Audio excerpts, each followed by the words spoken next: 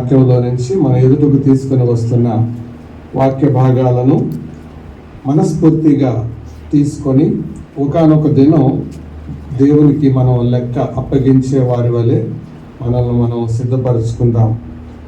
ఒక కుమారుడికో కుమార్తెకో ఒక 1000 రూపాయలు ఇచ్చి కొన్ని కొనుక్కు రమ్మని అడిగితే వాటి విషయమైన వివరమైన లెక్క మనం అడుగుతాం కదా. మరి దేవుని వాక్యం వెండి బంగారం దానికంటే విలువైందని మనమే పాట పాడుతాం. ఆ వాక్యాన్ని దేవుడు మన చేతికి అనుగ్రహించినప్పుడు దాని పట్ల మనం ఎలా వ్యవహరించాం, ఎలా ప్రవర్తించాం, ఎలా స్పందించాం అన్నదానికి ఒకానొక దినం దేవుని ఎదుట మనందరం లెక్క చెప్పాలి. అందుకే నేను నిలబడిన ప్రతిసారి ప్రార్థనలో ఇలా చేస్తుంటాను. దేవా, బోధించి భ్రష్టుడు కాకుండా విని మోసపోకుండా సహాయం చేయాలి. 2 ప్రమాదాలు వాక్య విషయంలో ఉంటాయి. బోధించిన వారు భ్రష్టులవుతారు, విన్నవాళ్ళు మోసపోతారు. ఎప్పుడు? ఆచరణ లేకపోతే. ఆచరణ లేనందువల్ల బోధకులను భ్రష్టులుగా మారుస్తుంది, విన్నవారిని మోసం చేస్తుంది. మన ప్రసంగమే మనల్ని భ్రష్టులుగా చేస్తుంది మనం చేయనప్పుడు. అందుకు మనం అందరికంటే కఠినమైన తీర్పు ఎవరికని మనం ఎరుగుదాం? బోధకులకే. కాబట్టి బోధకులు ఎక్కువ బాధకులు. మంచిది. నిజానికి వాక్య సమృద్ధి కలిగిన సమయంలో సమర్థులైన సేవకుల మధ్య చిన్నవాడనైనా నిలబడడానికి నా మట్టుకు నేను తగిన వాడిని కాదని ఎంచుకుంటూ, అయినా ప్రేమతో నాకు ఈ అవకాశం ఇచ్చినందుకు కృతజ్ఞతలు చెల్లిస్తూ, మధ్యాహ్నం సెషన్ కదా, అందుకు నాకు కొంచెం భయం కలుగుతుంది. ఎందుకంటే కొంతమందికి నిద్ర సరిగా లేక, కొంతమంది నిద్రపోతూ ఉన్నట్లుగా కనపడుతున్నారు. మరి కొంతమంది అందరూ వాక్యం వింటున్నట్టుగానే ఉన్నారు అని అన్నారు. నా మట్టుకు నేనేమనుకుంటున్నా అంటే బహుశా మీకు కళ్ళు తెరిచి నిద్రపోయే వరం ఉండి ఉంటుంది. సో అందుకని కొద్దిగా కళ్ళు తెరిచి నిద్రపోవద్దు, అలాగని కళ్ళు మూసుకొని కూడా నిద్రపోవద్దు. ఏకాగ్రతగా కొద్ది నిమిషాలు దేవుని వాక్యంపై మనం గమనం నిలుపుదాం. మన మూల వచనాన్ని చదువుకుందాం. నెహెమియా గ్రంథం 2వ అధ్యాయం 18వ వచనాన్ని నేను చదువుతున్నాను. నెహెమియా గ్రంథం 2వ అధ్యాయం 18వ వచనం. ఇదియుగాక నాకు సహాయము చేయు దేవుని కరుణా హస్తమును గూర్చి రాజు నాకు సెలవిచ్చిన మాటలన్నీ నేను వారితో చెప్పితిని. అందుకు వారు, మనము కట్టుటకు పూనుకొందము రెండని చెప్పి ఈ మంచి కార్యము చేయుటకై బలము తెచ్చుకొనిరి. చదవబడిన ఈ లేఖనాన్ని దేవుడు మన వినికిడిలో దీవించునుగాక. ప్రియులారా, ఉదయకాలం డివోషన్లో మన వ్యక్తిగత జీవితాన్ని గురించి మంచి అంచనా వేసుకునే స్వభావం మనకు ఉండాలని, 2వ సందేశంలో ప్రాకారాలు కూలిపోవడానికి గల కారణాలు ఏంటో అవి మనం చూసాం. 3వ సందేశంలో కట్టే అలవాటు ఉన్నవారు కట్టబడాలి అని మనం చూసాం. ఈ ఈవినింగ్ సెషన్లో కట్టే పనిలో ఉన్న వారి యొక్క లక్షణాలు కొన్ని నేను మీ ముందుకు తేవాలని కోరుతున్నాను. The characteristics of a builder. కట్టేవాని యొక్క లక్షణాలు.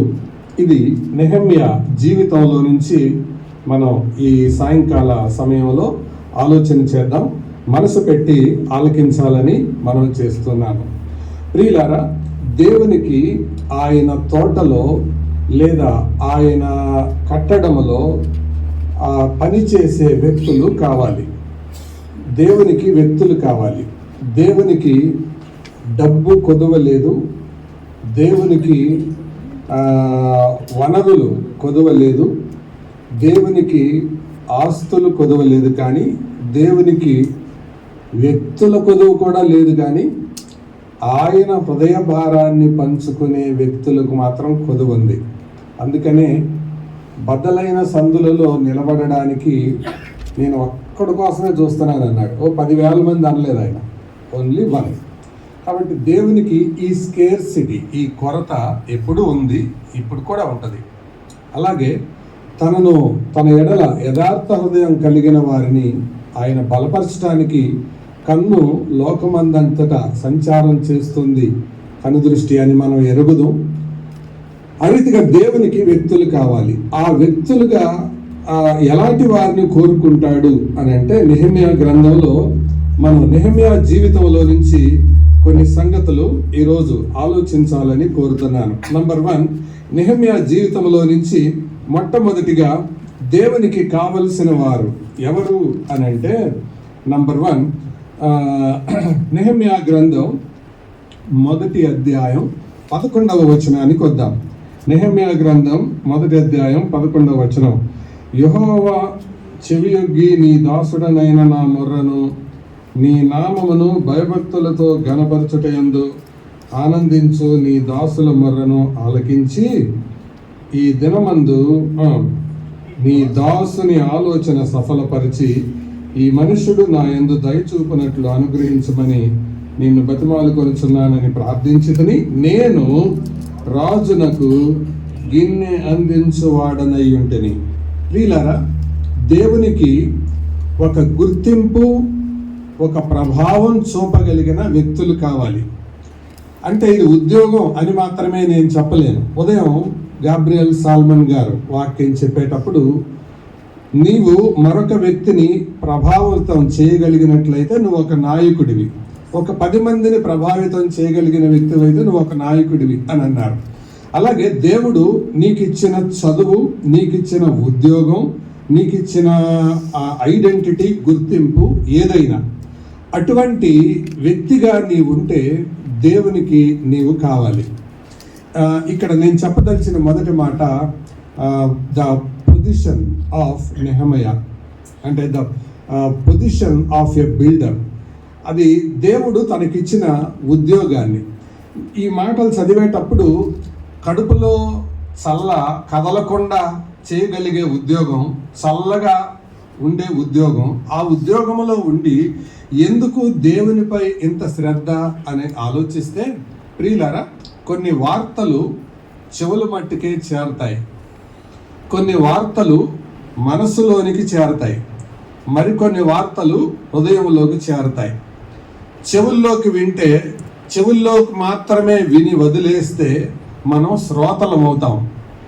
మనసులోనికి తీసుకొని కొంచెం అనుభూతి చెంది మరిచిపోతే భావోద్రేక భక్తులమవుతాం. కానీ హృదయంలోనికి గనక తీసుకొని దానికి మనం ప్రతిస్పందిస్తే అప్పుడు భారభరితమైన సేవకులం అవుతాం.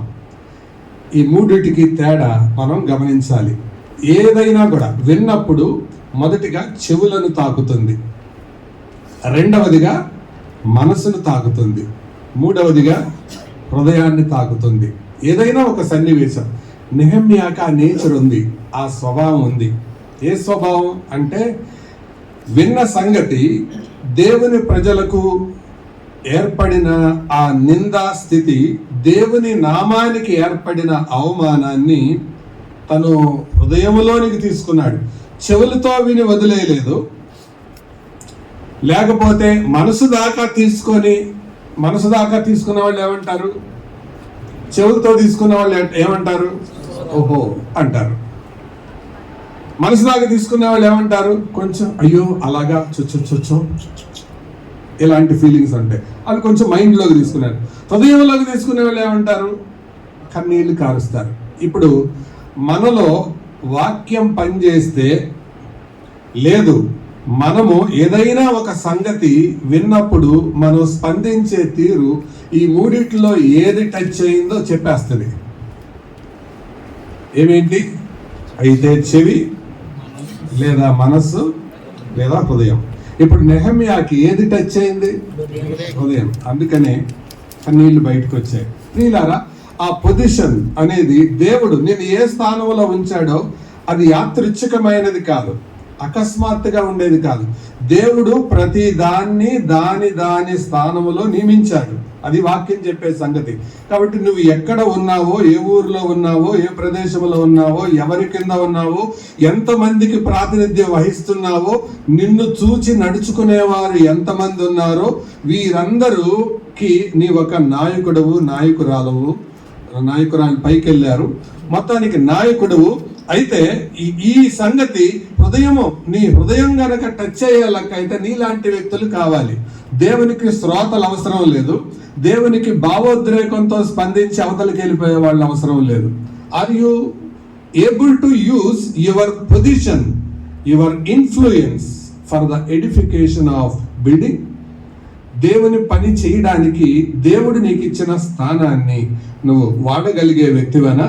అది అతని యొక్క పొజిషన్. తర్వాత ఈ పొజిషన్ ఏంటి? పొజిషన్ ఏంటి?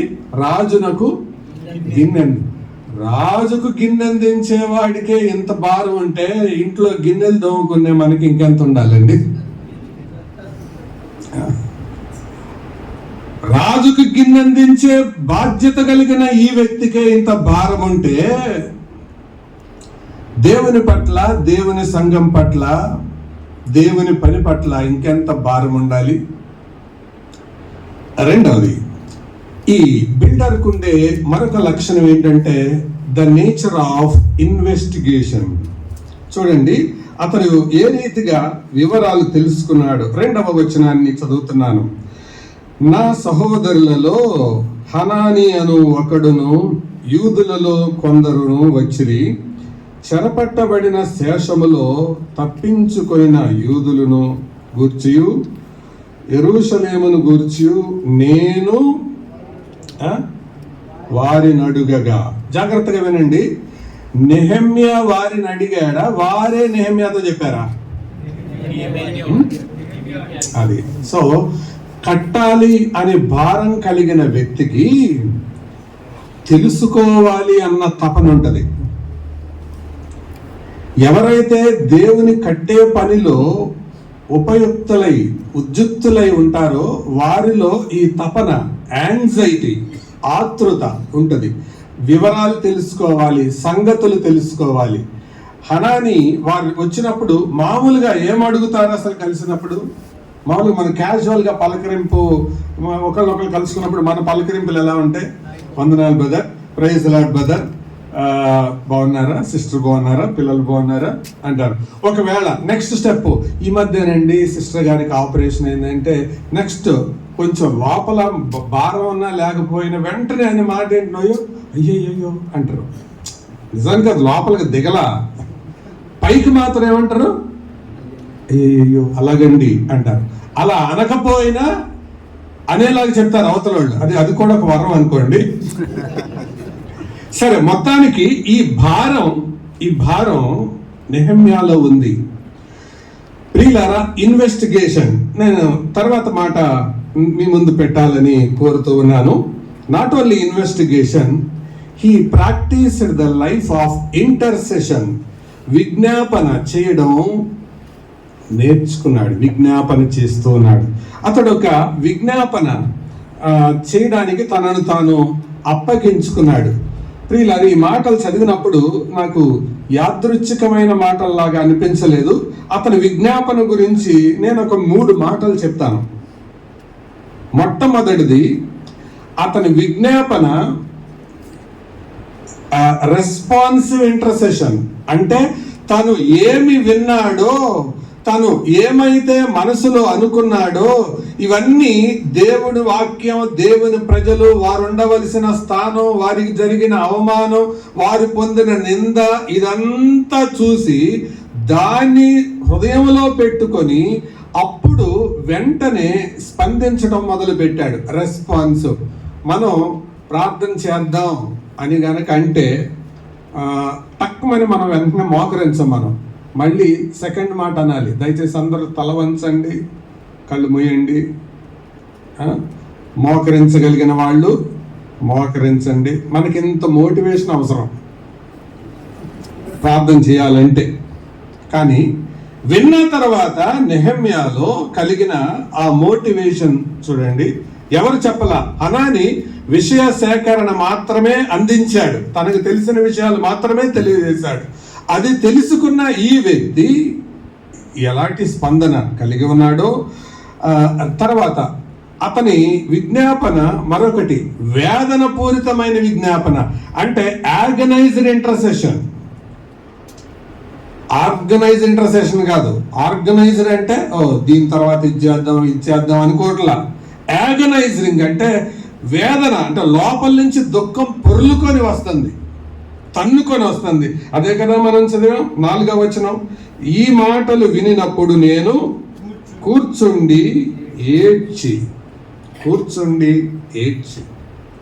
సోదరులారా, తోటి దేవుని సేవకులారా, మన సంఘంలో లేకపోతే మన చుట్టుపక్కల ఉన్న పడిపోయిన, కూలిపోయిన గోడలు, కాలిపోయిన ప్రాకారాలు, ఈ పరిస్థితులు, దిగజారిపోతున్న ఆధ్యాత్మిక విలువలు, ఈ పరిస్థితులన్నీ చూచినప్పుడు మనము స్పందించే విధానం ఏంటి? విమర్శన ధోరణితోన, లేకపోతే యాంత్రికమైన ప్రార్థనతోన, లేకపోతే లోపల నుంచి పొర్లుకొని వచ్చే వేదన పూరితమైన భారంతోన? నెహెమ్యా ప్రార్థన అలా ఉండింది. ఒకసారి ప్రశ్న వేసుకుందామా? ఇలాంటి ప్రార్థన మనమున్న సంఘం కొరకు చేసి ఎంతకాలమైంది?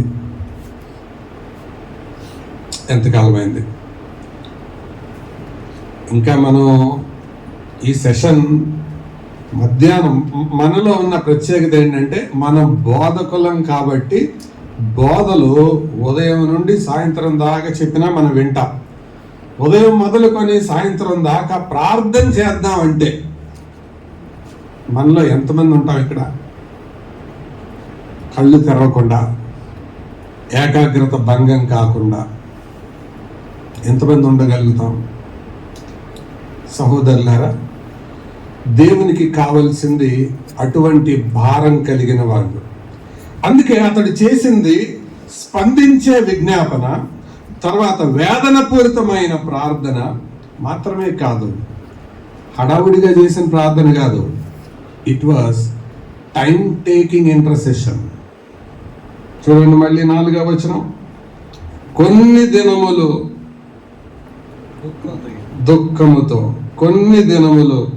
దుఃఖముతో ఉపవాసం ఉండి. కొన్ని దినములు, ఎన్నో చెప్పలేదు. బహుశా క్రెడిట్ తనకి తీసుకోవడం ఇష్టం లేక చెప్పలేదేమో.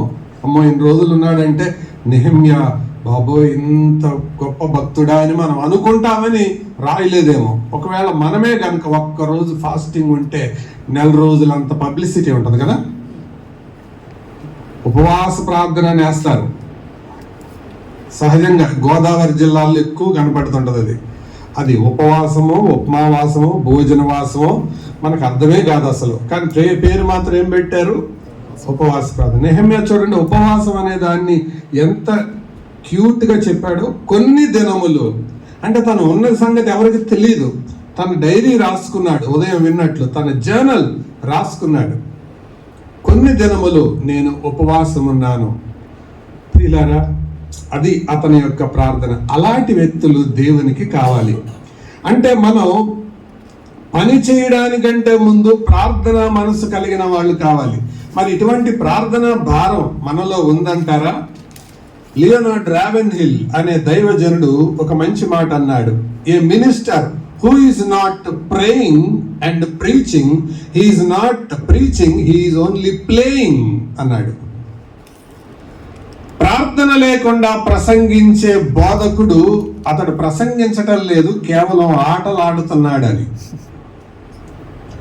చాలా పర్యాయాలు మన క్రైస్తవ జీవితంలో ప్రార్థనకు ఆ ప్రాధాన్యత అనేది అసలు కొరవడిపోతుంది. రోజంతా వాక్యం వింటున్నాం, కానీ ఒక్కరోజైనా ప్రార్థన కొరకు కేటాయించుకున్న సమయం ఉందా? పరిస్థితిని బట్టి, భారాన్ని బట్టి, అవసరతను బట్టి ఈ రోజు నేను సంఘం కొరకు కేటాయించుకున్నాను అనేది మన డైరీలో ఎప్పుడైనా ఉందా? అటువంటి వారు దేవునికి కావాలి. ఇది జ్ఞాపకం పెట్టుకుందాం. A minister who is not praying is only playing. ప్రార్థన అనుభవం లేని మన ప్రసంగాలు ఆటలాడినట్టు మాత్రమే ఉండిపోతాయి. నెహెమ్యా ఒక గొప్ప ప్రార్థనా పరుడు. ప్రియులారా, తర్వాత మాట చెప్తాను. ఎప్పుడైతే తను అలా ఇంటర్సెషన్ అంటే తన విజ్ఞాపన మొదలు పెట్టాడో, ఆ విజ్ఞాపన మొదలుపెట్టిన నెహెమ్యాకి దేవుని గురించిన ప్రత్యక్షత అర్థమైంది. అంటే దేవుని గురించిన రెవల్యూషన్ అతనికి వచ్చింది. ఏంటా రెవల్యూషన్? మనం చదువుదాం రండి. నెహెమ్యా గ్రంథం 1వ అధ్యాయం 5వ వచనం. ఎట్లనగా ఆకాశమందున్న దేవా యెహోవా, ఏం దేవా? ఒకసారి అందరు నా వైపు చూడండి, సేవకులందరూ. మీరు ఎప్పుడైనా సహజంగా ప్రార్థన చేస్తే ఎలా మొదలు పెడతారు? జనరల్ గా చెప్పండి. ప్రేమ నమ్మకం కలిగిన పరలోకపు తండ్రి. గుడ్. ఇంకా శాశ్వతమైన ప్రేమతో మమ్మల్ని ప్రేమిస్తున్న తండ్రి. ఓకే. ఇంకా సకల అసలు మెయిన్ ఇదే కదా. సకల ఆశీర్వాదములకు కారణభూతుడైన పరలోకపు తండ్రి. అంటే ఇవన్నీ తప్పని కాదు నేను అనేది, కానీ ఈ సమయంలో, కష్ట సమయంలో దేవుని గురించిన ప్రత్యక్షత అర్థమైందా? అంటే దేవుని యొక్క ప్రమాణాలు ఏంటో, తన ప్రజల పట్ల ఆయన వ్యవహరించిన విధానం ఏంటో, పాపాన్ని ఆయన ఎంత సీరియస్ గా తీసుకుంటాడో ఆ ప్రత్యక్షత కలిగి ప్రార్థన చేస్తున్నాడు. అది చెప్పదలిచిన మాట. నేను చాలాసార్లు మనం వాడుక పదంగా మార్చేస్తుంటాం. చాలా కాలం క్రితం ప్రకాష్ యసూడియన్ గారు ఒక ఉపమానం చెప్పారు. పరమజీవు నాకు నీవా పాట రాసిన ఆయన. ఒక అమ్మాయి పరలోక ప్రార్థన అనేది అంటుంటారు. ఆ అమ్మాయి ఎలా చేసిందంట, ఓ పరలోకమందున్న తండ్రి అందంట. పైనుంచి వెంటనే ఏమి నా కుమార్తె అన్నాడంట. ఆ ప్రభువా, నేను ఏదో వాడుకలు అనేసాను కానీ నేను పిలవగానే పలకమని కాదు.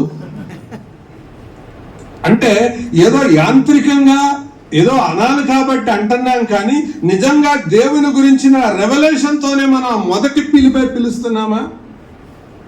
ఆకాశమందున్న దేవా, భయంకరుడైన గొప్ప దేవా. That was the revolution of God about God to Nehemiah. నిజానికి అవమానములో, నిందలో అలా కూరుకుపోయిన పరిస్థితుల్లో ఉన్నప్పుడు మామూలుగా ఏం ప్రార్థన చేయాలి? ఆదరణకర్తవైన మా దేవా, యెరూషలేమును మరలా కట్టు మా దేవా, ఇలాంటి ప్రార్థన చేయాలి. కానీ దేవుడు పాపం విషయమై ఎంత తీవ్రంగా ఆయన ఆలోచిస్తాడో తెలియజేయడం కొరకు ఇటువంటి పదజాలం నెహెమ్యా ప్రార్థనలో వాడుతున్నాడు. అర్థమవుతుంది కదా? నేను త్వరగా చెప్పేస్తున్నాను. మొదటిదిగా అతని పొజిషన్, రెండవదిగా అతని ఇన్వెస్టిగేషన్, మూడవదిగా అతని ఇంటర్సెషన్. ఆ ఇంటర్సెషన్ చేసే వ్యక్తికి ఉండాల్సింది దేవుని గురించిన రెవల్యూషన్, ప్రత్యక్షత. ఏంటి అతనుకున్న ప్రత్యక్షత? దేవుని గురించి. ప్రియులారా, అంటే దేవుణ్ణి ఎప్పుడు అలా చూడాలన్న ఉద్దేశం కాదు, అన్ని రకాలుగా చూడాలి. భోజనం అంటే ఒట్టి అన్నమును సాంబారేనా? ఎన్ని ఐటమ్స్ పెట్టలేదు మనకి. దేవుడు అంటే ఎప్పుడు ప్రేమ నమ్మకం కలిగిన పరలోకపు తండ్రేనా? ఎన్ని రకాలుగా దేవుని చూడాలి అసలు మనం, ఎన్ని రకాలుగా దేవుని అనుభవించాలి, ఆయన గుణలక్షణాలన్నీ తెలియాలి.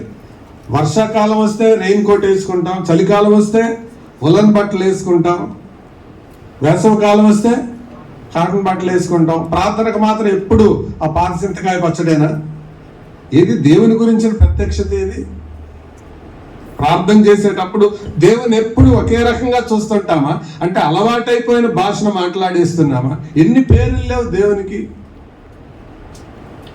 దేవుని గురించిన ప్రత్యక్షత చాలా అవసరం. ఇది భారములో నుంచి, ప్రభువుతో మనకుండే సంబంధంలో నుంచే పుడుతుంది. ప్రియులారా, ఈ రెవల్యూషన్ దగ్గర నేను మాట చెప్తాను. If we don't have right relation with God, we can't get right revelation from God. దేవునితో మనకు సరైన రిలేషన్ లేకపోతే దేవుని నుండి సమయోచితమైన రెవల్యూషన్ మనకు దొరకదు.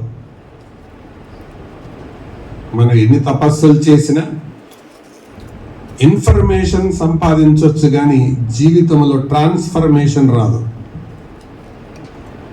ఇది నెహెమ్యా అనుభవపూర్వకంగా దేవునిని తను పలుకుతున్న మాట, రెవల్యూషన్. తర్వాత ఎప్పుడైతే దేవుని గురించిన రెవల్యూషన్ వచ్చిందో నెహెమ్యాలో వెంటనే ఏం స్టార్ట్ అయింది? కన్ఫెషన్. కన్ఫెషన్ అంటే ఏంటి? ఒప్పుకోలు. ఆ ఒప్పుకోలు గురించి కొన్ని మాటలు చెప్తాను రండి. 7వ వచనాన్ని చదువుతున్నాను. నీ ఎదుట బహు అసహ్యముగా ప్రవర్తించితిమి. చదువుతారు నాతో కలిసి? నీ సేవకుడైన మోషే చేత నీవు నిర్ణయించిన ఆజ్ఞలనైనను కట్టడలనైనను విధులనైనను మేము గై కొనకపోతిమి. ప్రియులారా, ఇక్కడ తన కన్ఫెషన్ ని ప్రభా మేము అది చేసాం, ఇది చేసాం, అది చేసాం అని కాదు అనేది. His confession was a scriptural confession. అంటే దేవుని వాక్యంలో నుంచి ఒప్పుకుంటున్నాడు. కాబట్టి మనలో ఒప్పుదల తేవాల్సింది ఏంటంటే దేవుని వాక్యం. ఎవరో నువ్వు సారా తాగావా, బీడి తాగావా, ఒప్పుకో అని నెత్తి మీద కొట్టినట్టు మాట్లాడితే ఒప్పుకోవడం కాదు. దేవుని వాక్యం మనలో ఉండి ఆ వాక్యం మనలో గుచ్చి దేవుని వాక్యం మనలో కార్యం చేసి పరిశుద్ధాత్మ దేవుని వాక్యం spirit of God and word of God when they work together మనలో నుంచి పుడుతదే confession. That is the original confession. అది నిజమైన పశ్చాత్తాపం. సోదరులారా, సోదరీలారా, దేవుని వాక్యం మనం ఆలకించేటప్పుడు మనలో అటువంటి పరివర్తన వాక్యములో నుంచి కన్ఫెషన్. నీ సేవకుడైన మోషే ద్వారా నువ్వు ఇచ్చావు ప్రభా, క్రిస్టల్ క్లియర్ గా స్పష్టంగా రాపించావు. వాటిని మేము మీరాము. కన్ఫెషన్ లో కొన్ని భాగాలు చెప్తాను. It was a scriptural confession. వాక్యానుసారమైన ఒప్పుకోలు. మనం ప్రార్థన చేసేటప్పుడు ఒప్పుకునేటప్పుడు ప్రభువా నేను దీన్ని బట్టి ఈ పాపం చేశాను అంటావు నిజమే, కానీ అసలు కోర్టులో కూడా నేరస్తుడి మీద నేరం మోపేటప్పుడు దేన్ని బట్టి చెప్తారు? పలానా సెక్షన్, పలానా ఆర్టికల్, దాని క్రింద ఈ వ్యక్తి. మనం ఏదైనా ఒక వాక్యం తీసుకున్నప్పుడు ఆ వాక్యాన్ని అన్వయించుకొని ప్రభువా ఈ వాక్యానికి తగినట్లుగా నేను నడవలేకపోయాను. ఈ వాక్యం ఉదాహరణ చెప్తాను. లూకాసు వార్త 18వ అధ్యాయం 1వ వచనం చూడకుండా చెప్పండి. వారు విసుకక నిత్యము ప్రార్థన చేయుచుండవలెననుటకు ఆయన వారితో ఈ ఉపమానము చెప్పాను కదా. మామూలుగా దాని గురించి మనం ప్రసంగం చేసి ఉంటాం కానీ ప్రార్థనా కూడికల్లో, ఎందుకంటే ప్రార్థనా కూడికల్లో ఫాస్టింగ్ ప్రేయర్స్ లో తప్పకుండా ప్రసంగం చేసి ఉంటారు. ఆ వాక్యమే తీసుకుందాం. ఆ వాక్యం ఎప్పుడైనా గుచ్చి ప్రభువా ఈ వాక్య ప్రకారం చాలా సార్లు ప్రార్థన అంటే నాకు విసుగు పుట్టింది అని ఎత్తి ప్రార్థన చేసిన సందర్భాలు ఏమైనా ఉన్నాయా? ఉంటే గుండె మీద చేసుకొని చెప్పండి. గుండె ఆగిపోతే నా పుచ్చిగా.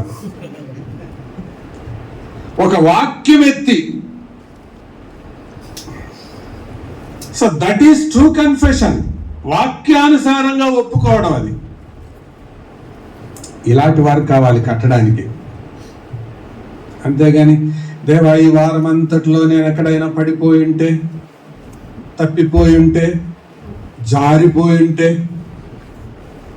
ఇలాంటి డొంక తిరుగుడు ప్రార్థనలకు మనం అలవాటైపోయాం.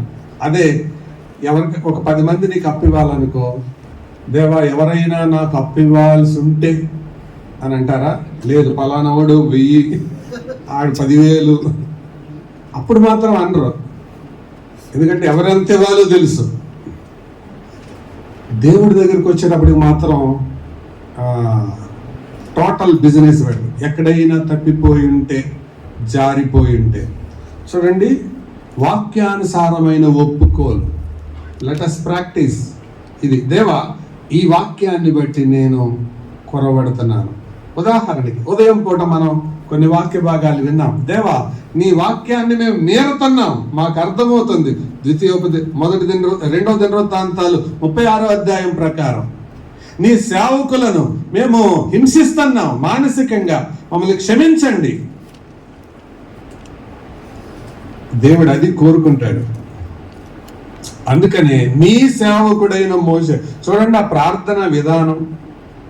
సో ఆయన యొక్క ఒప్పుకోలు ఏదో నామకార్థమైన ఒప్పుకోలు కాదు, అది వాక్యానుసారమైన ఒప్పుకోలు. రెండవది 6వ వచనాన్ని చదువుతాం. నీ చెవియొగ్గి నీ నేత్రములు తెరిచి నీ సన్నిధిని ఇంకా మధ్యలో చదువుతున్నాను. నీకు విరోధముగా చేసిన ఇశ్రాయేలు కుమారుల దోషమును నేను ఒప్పుకొనుచున్నాను.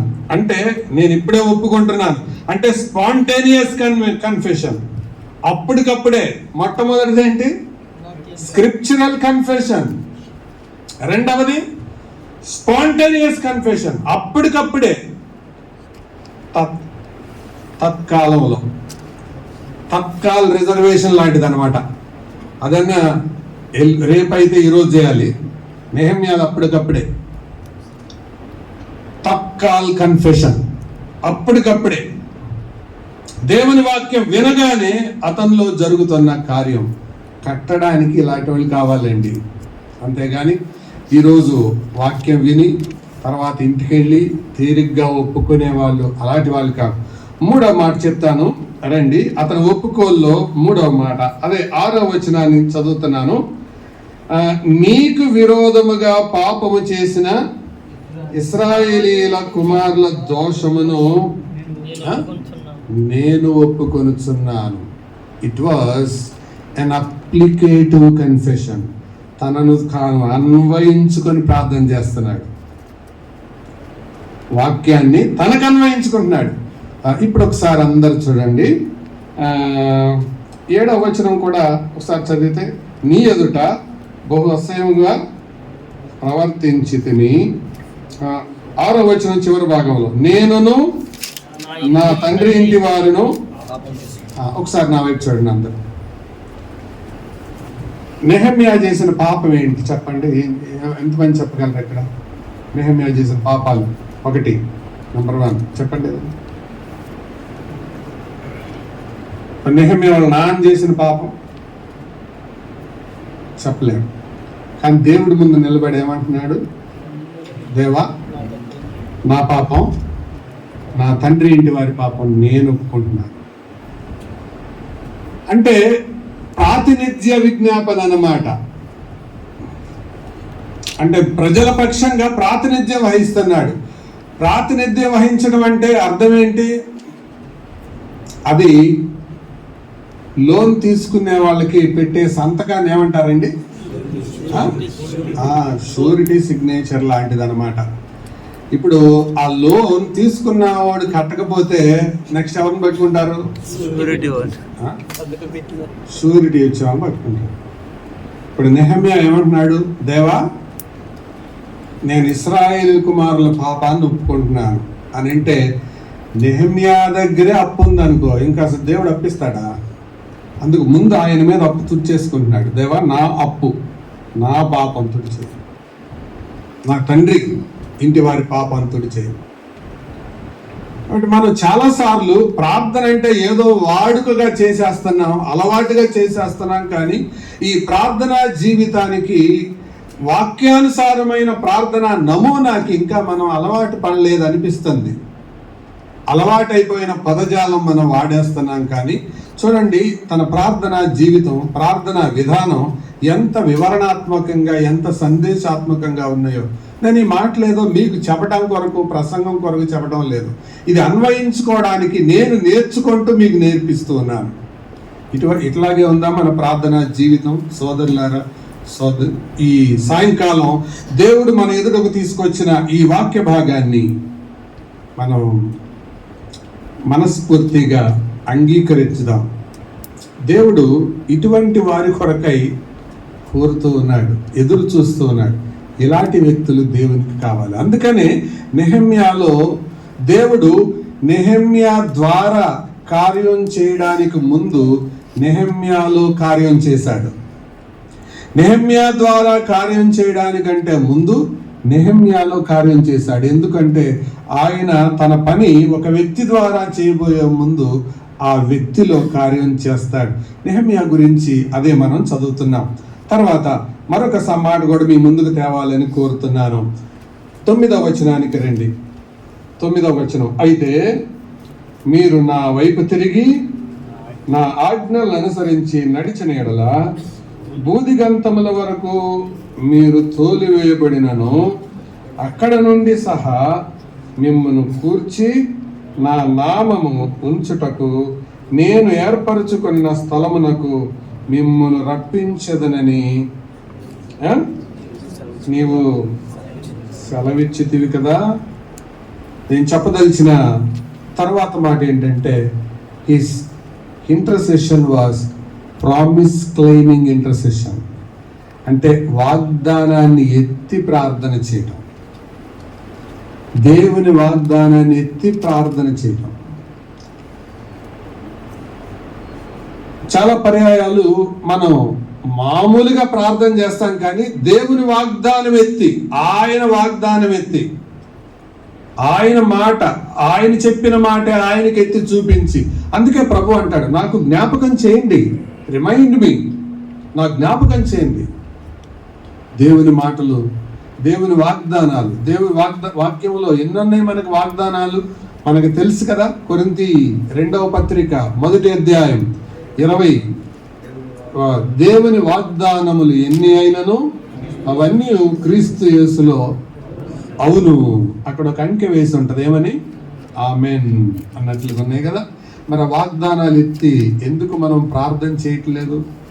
ప్రభువా పలానా చోట నువ్వు ఇలా వాగ్దానం ఇచ్చావు కదా, ఇది వారికి ఇచ్చిన వాగ్దానమైనా ఇది నీ వాగ్దానం కాబట్టి, క్రీస్తులో ఆమెన్ అంటుంది కాబట్టి, ఈ వాక్యంలో వాగ్దానం ప్రకారం నాకు సహాయం చేయి.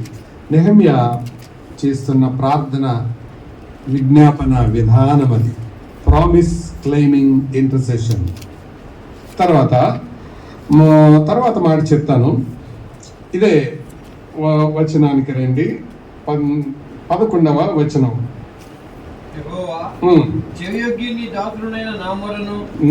నీ దాసుడైన నా మొరను నీ నామమును భయభక్తులతో గణపరచుటయందు ఆనందించు నీ దాసుల మొరను ఆలకించి ఈ దినమందు నీ దాసుని ఆలోచన సఫలపరిచి ఈ మనుషుడు నా యందు దయచూపునట్లు అనుగ్రహించుమని నిన్ను బతిమాలుకొనుచున్నాను. ఏం చేస్తున్నాను? పెద్దగా చెప్పాలి ఇంకొకసారి. దేవుని సేవకులు బతిమలాడుకునే ప్రార్థనలు చేయాలి, దేవునికి ఆజ్ఞాపించే ప్రార్థనలు కాదు. ఈ రోజుల్లో బోల్డ్ మంది దేవుడిని ఆజ్ఞాపిస్తారు. O Lord, I command you in the name of Jesus. పైనుంచి దేవుడు ఎవడరా నువ్వు అని అనక బతికిపోతున్నాం మనం. ఇంత గొప్ప ఆత్మీయ విలువలు కలిగిన వ్యక్తి దేవుని ముందు నిలబడి ఏమంటున్నాడు? ప్రభువా నేను నిన్ను బతిమలాడుకొంచున్నాను.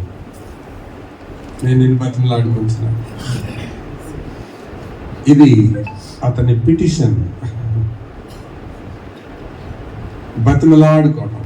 దేవుని దగ్గర మనం చేయవలసింది బతిమలాడుకోవడమే, ఆజ్ఞాపించడం కాదు. దేవుణ్ణి ఎప్పుడూ ఆజ్ఞాపించొద్దు. ఇటువంటి వ్యక్తులు కావాలి. దేవా నువ్వు అబ్రహాంతో మాట ఇచ్చావు కదా, చెయ్యి. ఈ పట్టణాన్ని మళ్ళీ బస్తానన్నావు కదా, బాగు చేయి, నేను వెళ్తాను ముందుకి అంటాం కాదు. చూడండి వే.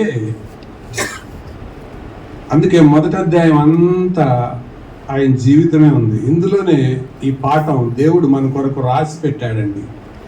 మరి ఇటువంటి ప్రార్థనలు మనకు చేతనవుతున్నాయా? దేవా నేను బతిమలాడుకొంచున్నాను ప్రభువా, నీ పాదాలు పట్టుకుంటున్నాను ప్రభువా. ప్రియులారా, ఎందుకు నేను ఈ తొలి సందేశంలో ఈ మాటలు మీ ముందు పెట్టాలని కోరుతున్నాను అని అంటే, మనకి ప్రార్థన మీద గంట సేపు ప్రసంగం చేయడం తేలిక, గంట సేపు ప్రార్థన చేయడం తేలిక. మందిలో మాట కాదు, మనసులో మాట చెప్పండి. మళ్ళీ చెప్తున్నాను, మళ్ళీ సేమ్ క్వశ్చన్. ప్రార్థన గురించి గంట సేపు ప్రసంగం చేయడం తేలిక, లేకపోతే గంట సేపు ప్రార్థన చేయడం తేలిక? కదా. ఎన్నిసార్లు చేసి ఉంటాం మనం? నెహెమ్యా ప్రసంగాలు ఏం చేయలేదు, ప్రసంగాలు కూడా ఏమి వినలేదు, కానీ తను కొన్ని రోజులు ప్రార్థన చేశాడు. మనం సేవకులుగా, నాయకులుగా, బోధకులుగా, కాపరులుగా, సువార్థికులుగా ఎక్కడైనా ఫెయిల్ అవుతున్నాము అని గనక అనుకుంటే దాంట్లో మొదటిది నెగ్లెక్టింగ్ పర్సనల్ ప్రేయర్. వ్యక్తిగత ప్రార్థనను నిర్లక్ష్యం చేయడం. అవునో కాదో ఎవరికి వాళ్ళకే తెలుసు. నేనేమి నేరస్థాపన చేయడానికి చెప్పటం లేదు. కట్టాలి అనే మనసు మనలో ఉంటే, కట్టడానికి దేవుడు మనల్ని ఏర్పరచుకున్నాడు అన్న నమ్మిక మనలో ఉంటే అనుసరించాల్సిన విధానం ఇదే. దేవునితో సమయాన్ని గడిపేవారు. ఉదయం అన్న చెప్పారు కదా, 52 రోజుల్లో గోడలు కట్టాడు, కానీ ప్రార్థనలో కనిపెట్టుటలో ఎంతకాలం గడిపాడో తెలుసా? ఎంతకాలం? 120 days, 120 రోజులు. 120 రోజులు సరే, రఫ్గా 52 అని 60 అనుకుందాం. అంటే ఈస్ట్ అంటే నిష్పత్తిలో వేద్దాం. ఎంతది? 2:1. అంటే ప్రార్థనకు పనికి నిష్పత్తి ఎంత? 2:1. మనది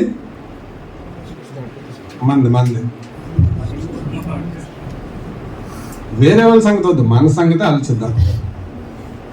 మనది ఎంత? 1:1. 1:1 అంటే గంట ప్రసంగం చేస్తే గంట ప్రార్థనలు అంటాం, లేదా గంట పని చేస్తే గంట ప్రార్థనలో ఉంటాం. యేసు ప్రభు ఆయన ప్రార్థించిన నమూనా మనం ఎరుగుదాం, నెహెమ్యా ప్రార్థించిన నమూనా మనం ఎరుగుదాం, పౌలు ప్రార్థన జీవితాన్ని మనం ఎరుగుదాం. మరి ప్రార్థన పట్ల ప్రభు సన్నిధిలో మనం వినేటప్పుడు మనలో కలిగే ఆ కన్విక్షన్ ఏంటి? ఎంతసేపు అంటే నేను ఒక లీగలిస్టిక్గా తర్కబద్ధంగా ఇంత ఉండాలని చెప్పడం లేదు, కానీ just I want to pose A question to you. ఒక ప్రశ్న మీ ముందు పెట్టాలని కోరుతున్నాను. మన పనికి మన ప్రార్థనకి నిష్పత్తి ఎంత? What is the ratio? What is the proportion? మన పనికి మన ప్రార్థనకు నిష్పత్తి ఎంత? ఇది ఎవరికి వాళ్ళని ప్రశ్నించుకుందాం. కట్టాలి అని అనుకునే వాళ్ళకి ఇవే సూత్రాలు. పడగొట్టాలి అనే వాళ్ళకి సూత్రాలు ఏమి అక్కర్లా, ఆల్రెడీ ఇప్పుడు మనం అన్నట్టుంటే చాలు. కట్టాలి అనుకునే వాళ్ళకి మాత్రం ఇవే సూత్రాలు. ఈ సూత్రాలు పాటించకుండా స్తోత్రాలు కొడితే ఉపయోగం ఏం లేదు. కట్టాలి అని గనక అనుకుంటే ఇదే పద్ధతి. ప్రభు ఎదుట సమయాన్ని గడపడం. ప్రియులారా, చాలా సంవత్సరాల క్రితం దేవుని దాసులు ప్రకాష్ గారు నేను మాట్లాడుకునేటప్పుడు ప్రార్థన ప్రాముఖ్యత గురించి ఒక ఇచ్చారు. దీని మీద నేను డేట్ వెనకాల వేరేదేదో రాసుకున్నాను. ఈ డేట్ 2013లో ఇది. అంటే బహుశా ఇది 2009-10లో నా చేతికి వచ్చి ఉంటుంది. అది నేను దగ్గర పెట్టుకున్నాను. ఇది అందరికీ లేదు, కానీ దాన్ని కొంచెం ఎడిట్ చేసి నేను ఇలా రాశాను. కానీ ఇది మీకు ప్రోత్సాహకరంగా ఉంటుందని నేను నమ్ముతున్నాను. కొన్ని విషయాలు, అందులో ఉన్న విషయాలు చెప్తాను, అవి ప్రయోజనకరం, రాసుకోండి. మొదటిది, నేను ఒక మంచి ప్రసంగీకునిగా గుర్తింపబడుట కంటే ఒక దీన ప్రార్థనాపరునిగా ఉండుటకు ఇష్టపడతాను.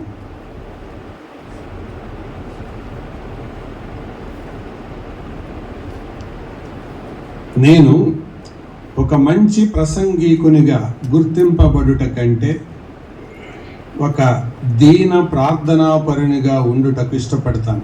ఇది మనం ఒకళ్ళ మీద పెట్టేది కాదు, మనకు మనం రాసుకునేది. రెండవది, ప్రసంగం నన్ను ప్రజలకు దగ్గరగా చేర్చుతుంది, కానీ ప్రార్థన నన్ను ప్రభువుకు దగ్గరగా చేర్చుతుంది. ప్రసంగం ఎవరి దగ్గర చేర్చుతుంది? నన్ను ప్రజలకు. కానీ ప్రార్థన ప్రభువుకు దగ్గరగా చేరుస్తుంది. 3, ప్రసంగము వలన నేను గర్వించవచ్చు, కానీ ప్రార్థన వలన నేను దీనుడనవుతాను.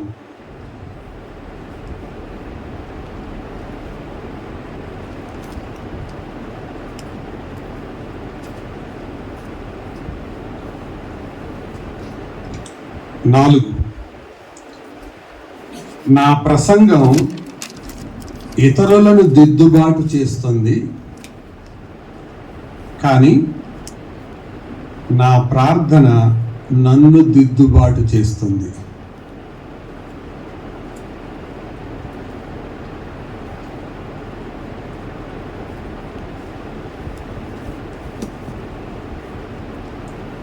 ఐదు, ప్రసంగములో ఇతరులు నా స్వరమును వింటారు,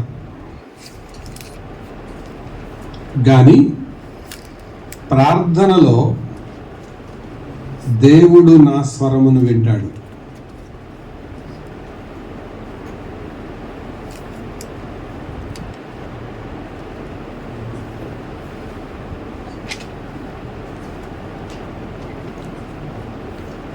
6,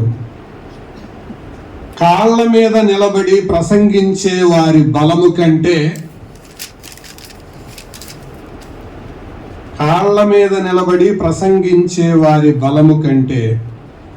మోకాళ్ళ మీద నిలబడి ప్రార్థించే వారి బలము హెచ్చైనది.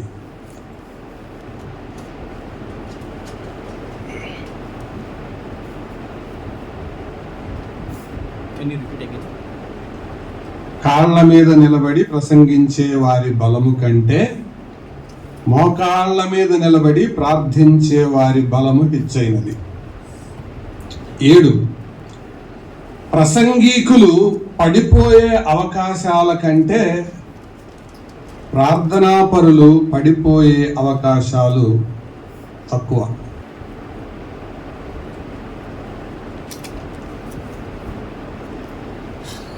ప్రసంగికులు పడిపోయే అవకాశాల కంటే ప్రార్థనాపరులు పడిపోయే అవకాశాలు తక్కువ.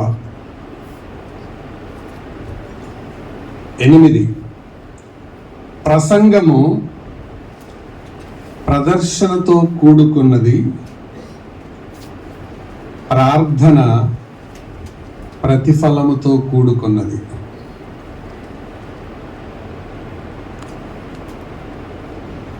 ప్రసంగము ప్రదర్శనతో కూడుకున్నది, ప్రార్థన ప్రతిఫలముతోను ప్రభావముతోను కూడుకున్నది.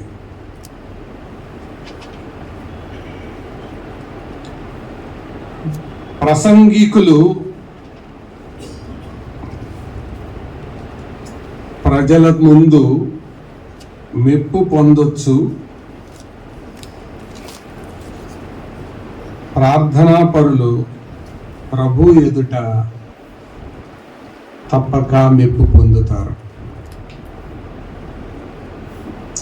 దానికి నేను చెల్లొత్తిగా ఎలా రాసుకున్నానంటే,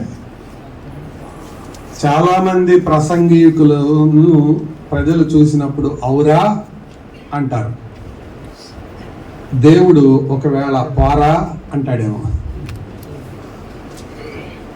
if our life is not matching to our words. ప్రభు ప్రసంగికులు ప్రజల ముందు మెప్పు పొందొచ్చు, కానీ ప్రార్థనాపరులు. ప్రియులారా, కట్టే పనిలోనే మనం ఉంటే దీని కొరకు మనల్ని మనం అప్పగించుకుందాం.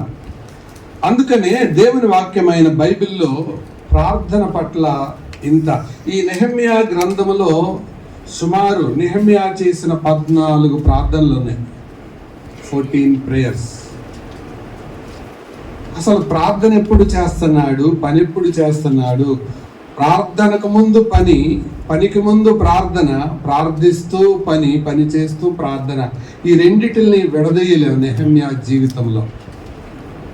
వీళ్ళారా, ఈ కడవరి దినాలలో, ఈ కష్టకాలంలో, ఈ యుగాంతమందున్న మనకు కూడా ప్రభువు ఇచ్చే హెచ్చరిక ఏంటో తెలుసా?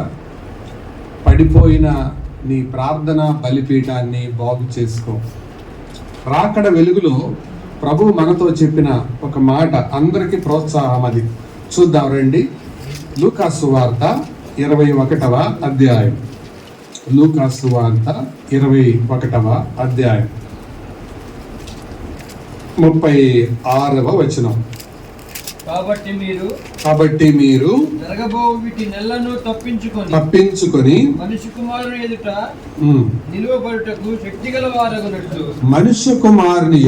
నిలువబడుటకు శక్తి గలవారగునట్లు. ఆగండి, అక్కడ ఒక అంకె వేసి ఉంటది కదా, ఏముంది అంటే దాని అర్థం ఏంటి? ఒకసారి మీరు చెప్పండి, అందరు బోధకులే కదా. దాని అర్థం ఏంటి? మనుష్య కుమారుని ఎదుట నిలబడుటకు శక్తి గలవారగునట్లు అని ఉంది. అక్కడ ఒక అంకె వేసి పాత్రులని ఎంచబడినట్లు అని ఉంది. పాత్రులని ఎంచబడినట్లు ఎప్పుడెప్పుడెప్పుడు మళ్ళీ చెప్పండి. అప్పుడప్పుడు కదా, వీలైనప్పుడు కదా. ఏముంది మన బైబిల్లో?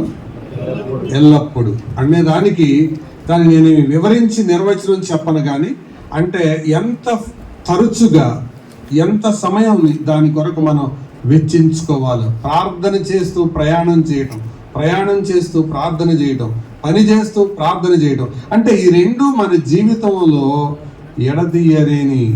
విడదీయరాని సంబంధాలుగా, ప్రపోర్షన్గా మిగిలిపోవాలి. ఇప్పుడు మళ్ళీ అందరం కలిసి చదువుదాం రండి. 36వ వచనం. కాబట్టి మీరు జరగబో వీటి నెలను తప్పించుకొని మనుష్య కుమారుని ఎదుట నిలవబడుటకు శక్తి గలవారగునట్లు ఎల్లప్పుడూ ప్రార్థన చేయొచ్చు. అటు పరిస్థితులన్నిటిల్లో తప్పించబడాలంటే అక్కడ రాయబడిన మాట ప్రకారం పాత్రులను ఎంచబడాలంటే, పాత్రులను ఎంచబడటం అంటే అర్థం ఏంటి? పాత్రలు ఎంచబడటం అంటే వచ్చారా, కమ్, పర్లేదా, నిలబడొచ్చు, అయినా పర్లేదు, ఈయన బాగానే ప్రార్థనా పరుడు, ఓకే అని అంటాడేమో అన్నట్టుంది నాకు ఆ మాట. ఈయన పలానా ఆయన, అరే ఎప్పుడు తిరుగుతాను ఉంటాడు కదా, అసలు ప్రార్థన ఎప్పుడు చేశాడు, పక్క తొలుగు అని అంటాడేమో. మనుష్య కుమారుని ఎదుట ఈ జరగబోయే వీటినల్లా మీరు తప్పించుకోవాలంటే ఏం చేయండి? ఎల్లప్పుడూ ప్రార్థన చేయొచ్చు. కాబట్టి మనం అదే పనిగా ప్రార్థన చేయమని కాదు, అదే పనిగా పని చేయమని కాదు. Let us balance. ఈ రెండు సమతుల్యంగా మనం కొనసాగించుకోవాలి. వీటన్నిటిని తప్పించుకొని మనుష్య కుమారుని ఎదుట నిలబడడానికి పాత్రులుగా ఎంచబడాలంటే మాత్రం ఏంటి సూత్రం? ఎల్లప్పుడూ ప్రార్థన చేయొచ్చు, మెలకువగా ఉండండి. వీళ్ళారా, ఈ మధ్యాహ్న కాలంలో how is my prayer life as a builder, how is my prayer life as an elder, how is my prayer life as a pastor, how is my prayer life as an evangelist, how is my prayer life as a minister. ఒక పరిచారకుడిగా, ఒక సేవకుడిగా, ఒక పెద్దగా, ఒక కాపరిగా, ఒక నాయకుడిగా నా ప్రార్థన జీవితం ఎలా ఉంది? ఒకటి మాత్రం వాస్తవం, కట్టేవానికి ఉండవలసిన ప్రాథమిక లక్షణం ఏంటండి? ప్రార్థన జీవితం. ఇది లేకుండా మాత్రం కట్టడానికి మనం వీలు కాదు. ఒకవేళ కట్టినా అది నిలిచేదిగా ఉండదు. అందుకనే కదా పౌలు కట్టే విషయంలో ఉదయం కూడా అపోస్తల కార్యాలు 20వ అధ్యాయంలో దాన్ని ప్రకాష్ అన్న ప్రస్తావించారు కదా. ఒక్కొక్కరి కోసం కన్నీళ్లతో ఏ రీతిగా సేవించాడు అంటే, కన్నీళ్లతో సేవించడం అంటే ఏంటి? ఆ ఒక్కొక్కరి కోసం కన్నీళ్లు కార్చి ప్రార్థన చేయటం. పండిత రామాబాయి గురించి దేవుని దాసులు జి రాజారావు గారు చెప్పగా నేను విన్నాను. ఆవిడ జీవిత చరిత్ర చదవలేదు, కానీ ప్రతిరోజు ఆమె చనిపోయే టైంకి రోజుకి 3000 పేర్లు పెట్టుకొని ప్రతిరోజు ప్రార్థన చేసేదట. 3000 names with concern and burden. అంటే వీళ్ళందరి విషయంలో దేవా నీ కార్యం జరగాలి. వీరు అన్య సంప్రదాయాల నుంచి నమ్ముకున్నారు, వీళ్ళు భర్త చనిపోయాడు, ఇంట్లో నుంచి వెళ్ళగొట్టారు, దేవదాసిగా అమ్మివేశారు. అలాంటి భారం మన సంఘస్థుల విషయమై, దేవుడు మనకు అప్పగించిన వారి విషయమై మనం కలిగి ఉంటే దేవుడు కట్టడానికి మనల్ని వాడుకుంటాడు. ఒకవేళ కట్టే ఆలోచన మనలో ఉన్న ఈ ప్రార్థనా భారం, ఇట్టి మనస్సు మనలో లేకపోతే దేవుడు వాడుకోలేడు. బిల్డింగ్ అనేది ఓనరు బిల్డరు కలిసి చేసే పని.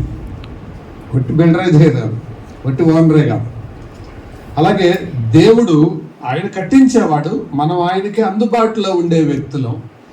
ఆయన మనసు ఏంటో ఎరిగి మనం కట్టాలి. అలా కట్టే వాళ్ళకి ఈ లక్షణాలు ఉండాలి. అతని పొజిషన్ ఏంటో మనం చూసాం. తర్వాత అతని ఇన్వెస్టిగేషన్ ఎలా చేశాడో చూసాం. తర్వాత అతని ఇంటర్సెషన్ ఎలా చేశాడో చూసాం. తర్వాత ఇంటర్సెషన్ చేసే వ్యక్తికి దేవుని నుంచి వచ్చిన రెవల్యూషన్, ప్రత్యక్షత ఎలా ఉందో చూసాం.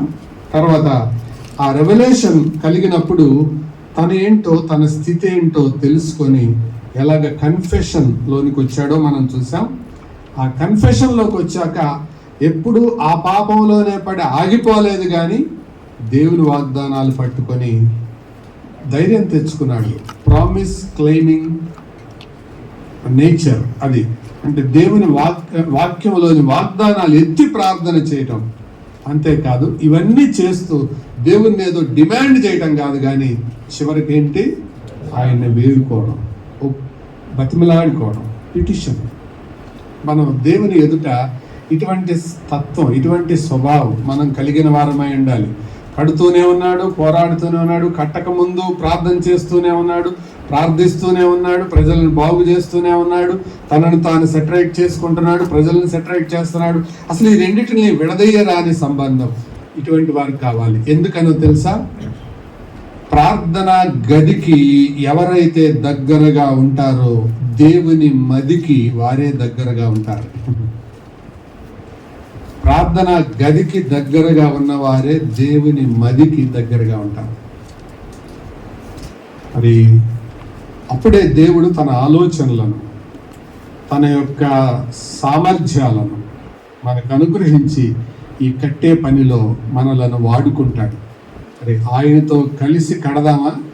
నువ్వు లేకుండా పర్వాలేదు ప్రభువా, నేను కట్టేస్తానులే అని అనుకుంటామా? అలా అనుకుంటే మన కట్టడాలు ఇసుక మీద వేసిన కట్టడాలుగా, పునాదులుగా మిగిలిపోతాయి, అవి కూలిపోతాయి.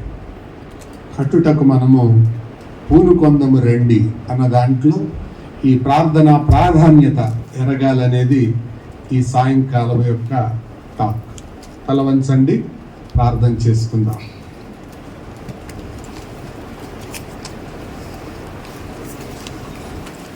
దేవునికి మనల్ని మనం ప్రతిష్ఠించుకుందామా?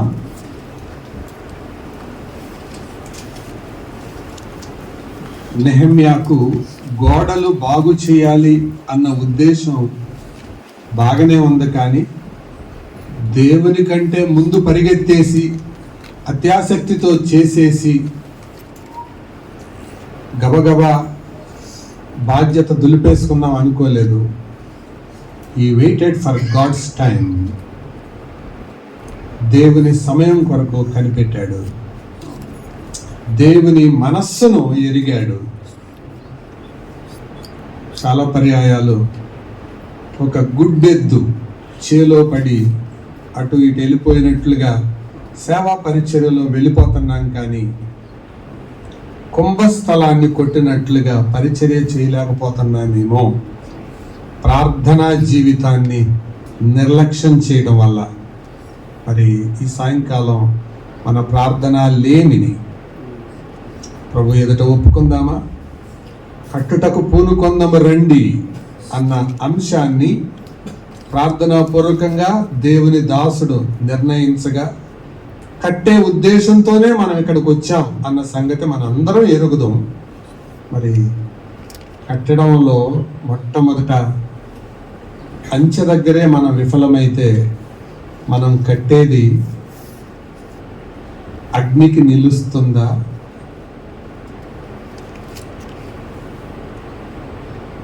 అగ్ని చేత కాల్చబడిన ప్రాకారాలను మరలా తిరిగి ప్రాకారాలను గుమ్మాలను నిలబెట్టాలంటే ప్రార్థన లేని జీవితం సరిపోదు అని నెహెమ్యా గుర్తించాడు. మరి మనం కూడా గుర్తించి ప్రభువుకు అప్పగించుకుందామా? ప్రార్థన చేద్దాం.